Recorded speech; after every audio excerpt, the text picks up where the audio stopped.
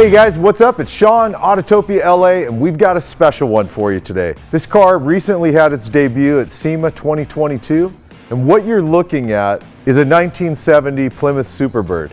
And it's an actual real Superbird. I don't know about you, but one of my all-time favorite cars is the Daytona and the Superbird because they're so cartoonish from the get-go.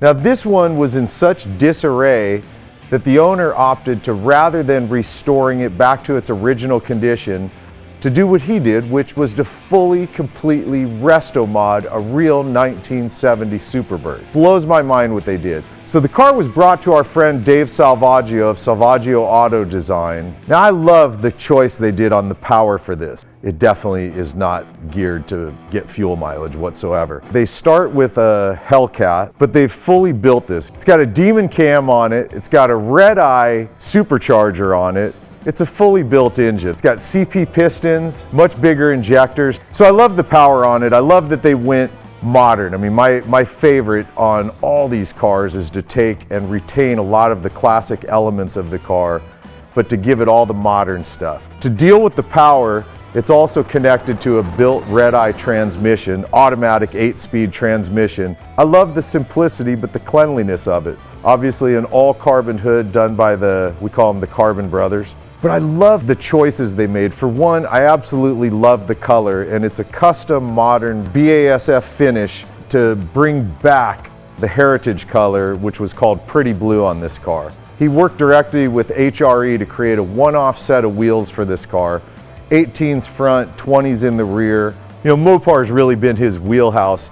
So in recent years, Dave created his own chassis working directly with Detroit Speed. So it's got a Detroit Speed front suspension, Detroit Speed 4-link rear, and then in between there is a full Salvaggio chassis. So the floors have come out of this car, been replaced. It's running a 295/20 at the rear. It's running a 285/18 up front. It's got a big set of bare brakes, front and rear.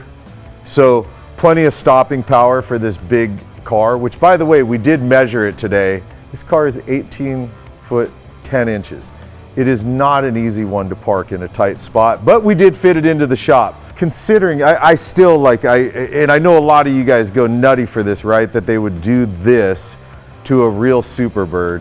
I absolutely love that they did this to a real Superbird because I love that you take a Roadrunner and then you add on this massive nose. Obviously, they retain the massive wing back here, which I think is so signature to a Superbird and a Daytona.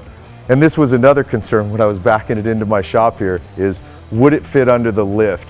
And I have about 2 inches of clearance above, maybe 3 inches of clearance above this wing to fit. Typical of what Salvaggio does is he works in other elements, the tail lights on here. I also think it's clean how they flushed and tucked the bumper. Typical. I mean, the metal work on this car is really extraordinary, especially given the length of this car. If you run down the side of it, you'll see just how clean it is. For me, this is another one of those I put in the category of the true definition of a Restomod, which is fully restoring this car and yet modifying it, but knowing where to not change things. There's certain things that I think need to stay on these to keep the historic element alive. Even on the interior on this car, which was another one that Dave, I think he exclusively at this point works with Gabe's Custom Interiors, probably about as good as it gets in the world of custom interiors. Especially knowing when to, as I say, pull the reins, right? Just because you can change something doesn't mean you should. And so all the inner door, although it's all been changed, it all looks close to what the original pattern was, but they've done a nice one-off wheel for the car. They did a really beautiful, simple set of Dakota Digital gauges that just fit perfect in place where they should be, everything you need. Final couple things on the car, the tune on this car was done with HP tuners. It's also got a full custom MagnaFlow exhaust all the way back. It's another company Dave has a tendency to work a lot with, is the guys at MagnaFlow. Let's jump in this car. Let's take it out for a drive and enjoy the experience of being in a fully modified, resto-modded 1970 Plymouth Superbird. That, by the way, talk about like you have to have this, right? I love that they kept the horn, man. Anyways, we're gonna put in some cameras and we're gonna go for a drive, and you guys are gonna be my passenger today, so let's go.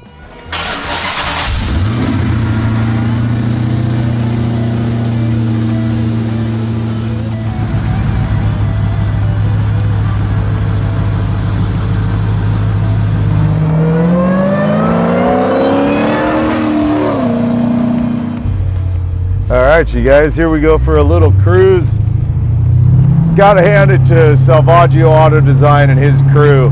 Not only did you guys build a really beautiful, beautiful, beautiful car, but this thing drives incredible. I mean, just like this, cruising, it just feels great going down the road. It shifts the way I want it to. You know, the power delivery's right there. But if you're mild and just cruising like this, it's just a really nice car. I mean, it feels planted and solid, no weird rattles or anything. And then, I mean a slight little hit. I just hit, right about $4,000. Instantly shifts right down. All the power comes on. That was probably about 50% throttle input. I mean,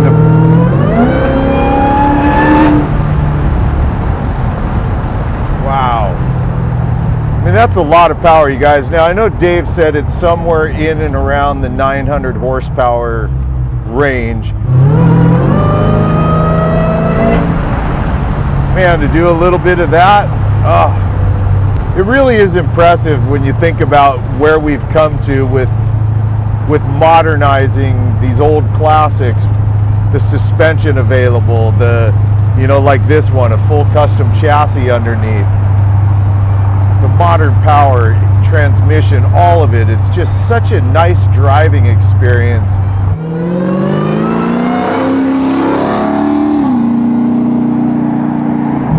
And look, when you're just cruising it, look how it shifts, how it quickly just goes through the gears.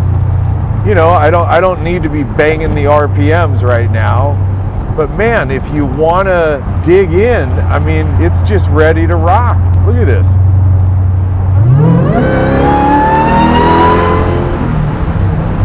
Woo! I mean, just to give you an idea, right? That was a mild little pull, right? I hit about $4,000 again. And quickly the car's up to, you know,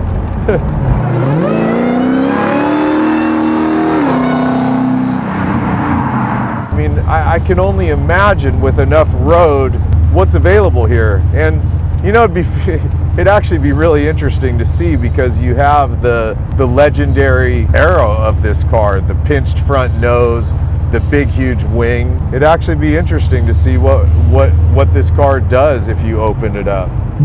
Even the turning on this, I gotta say, I like that it's a little heavy. You can see I can let go of the wheel and it's not moving around on me.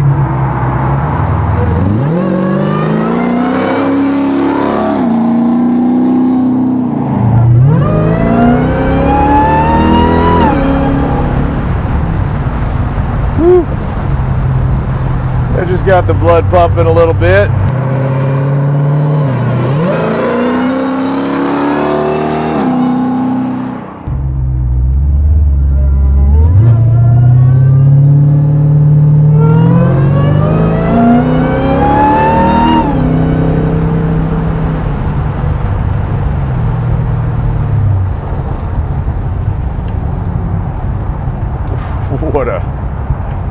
What a cool build, man. I'll say that one too many times in this, but I'm just really knocked out right now by how this car drives.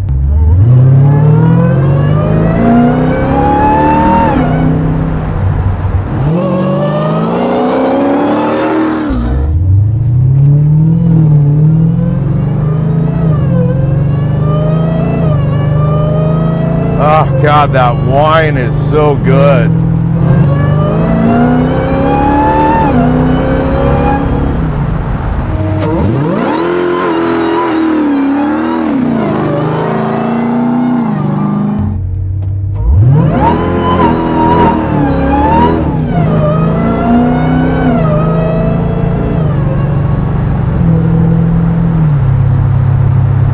Now that wasn't a fucking massive smoky burnout at all, but it was spinning tire. I was literally at 3,500 RPMs. That's the max I just gave this car.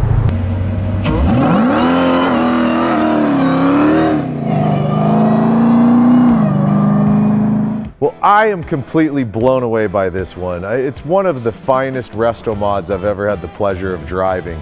Everything from the chassis suspension, the engine, the whine of the supercharger, the way it shifts, the way it feels going down the road, going slow or fast, braking. This literally does everything I want a car to do personally, and it looks amazing doing it. I've got one gripe on this car and one gripe only, and that is that my name is not on the title, which means that's probably the only time I'm ever going to get to enjoy driving this one. But I did enjoy it, and a big thanks to you guys for hanging and watching and supporting what we do here. Really do appreciate it, and I'll see you in the next episode. All right, you guys, later.